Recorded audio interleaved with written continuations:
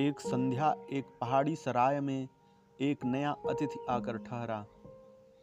सूरज ढलने को था, पहाड़ उदास और अंधेरे में छिपने को तैयार हो गए थे। पक्षी अपने निबिड़ में वापस लौट आए थे। तभी उस पहाड़ी सराय में वह नया अतिथि पहुंचा। सराय में पहुंचते ही उसे एक बड़ी मार्मिक और दुख भरी आवाज सुनाई पड़ी। पता नहीं कौन चिल्ला रहा था। पहाड़ की सारी घाटियां उस आवाज से लग गई थीं। बहुत जोर से चिल्ला रहा था, स्वतंत्रता स्वतंत्रता स्वतंत्रता।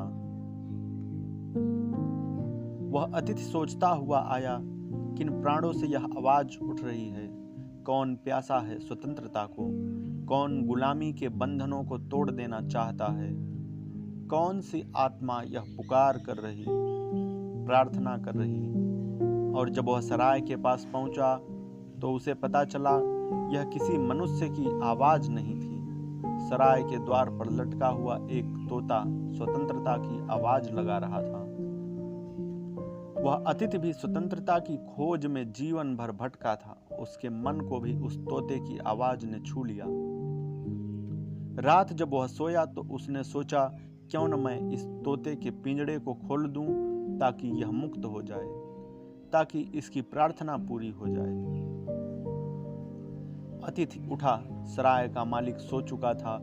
पूरी सराय सो गई थी। तोता भी निद्रा में था। उसने तोते के पिंजड़े का द्वार खोला। पिंजड़े के द्वार खोलते ही तोते की नींद खुल गई। उसने जोर से सींगों को पकड़ लिया और फिर चिल्लाने लगा, स्वतंत्रता स्वतंत्रता। अतिथि तो बहुत हैरान हुआ। द्वार खुला है, तोता उड़ सकता था, लेकिन उसने तो सींगों को पकड़ रखा था। उड़ने की तो बात ही दूर। वह शायद द्वार खुला देखकर घबरा आया, कहीं मालिक न जग जाए। उस अतिथि ने अपने हाथ को भीतर डालकर तोते को जबरदस्ती बाहर निकाला। तोते ने उसके हाथ पर चोटें भी कर दी, लेकिन उस अतिथि ने उस तोते को बाहर निकालकर उड़ा दिया। फिर निश्चिंत होकर वह मेहमान सो गया उस रात, और अत्यंत आनंद से भरा हुआ कि एक आत्मा को उसने मुक्ति दी थी। एक प्राण स्वतंत्र हुआ था। किसी की प्रार्थना पूरी करने में वह सहयोगी बना। वह रात सोया और सुबह जब उसकी नींद खुली, उसे फिर वही आवाज सुनाई दी। तोता चिल्ला रहा था, स्वतंत्रता स्वतंत्रता। वह बाहर आया, देखा और तोता वापस अपने पिंजड़े में बैठा हुआ है। द्वार खुला है और तोता चिल्ला रहा है, स्वतंत्रता स्वतंत्रता। वह अतिथि तो बहुत हैरान हुआ। उसने सराय के मालिक को जाकर पूछा, यह तोता पागल है क्या? रात मैंने इसे मुक्त कर दिया था। यह अपने आप पिंजड़े में वापस आ गया और फिर भी चिल्ला रहा। सराय का मालिक पूछने लगा। उसने कहा, तुम भी भूल में पड़ गए।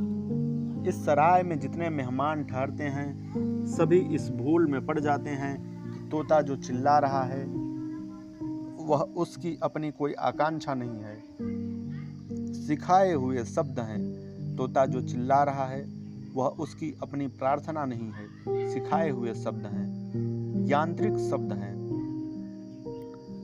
तोता स्वतंत्रता नहीं चाहता, केवल मैंने सिखाया है वही चिल्ला रहा है। तोता इसलिए वापस लौट आता है। हर रात यही होता है। कोई अतिथि दया खाकर तोते को मुक्त कर देता है, लेकिन सुबह तोता वापस लौट आता है। जब इस घटना को मैंने सुना तो मैं हैरान होकर सोचने लगा, क्या हम सारे मनुष्यों की भी यही स्थिति नहीं है?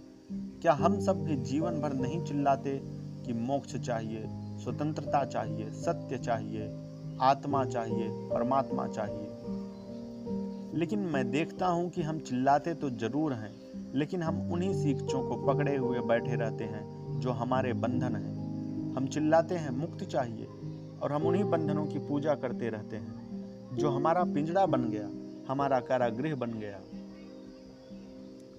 कहीं ऐसा तो नहीं है कि यह मुक्ति की प्रार्थना भी सिखाई गई प्रार्थना हो, यह हमारे प्राणों की आवाज न हो। अन्यथा कितने लोग स्वतंत्र होने की बात करते हैं, मुक्त होने की, मोक्ष पाने की, प्रभु को पाने की। लेकिन कोई पाता हुआ दिखाई नहीं पड़ता।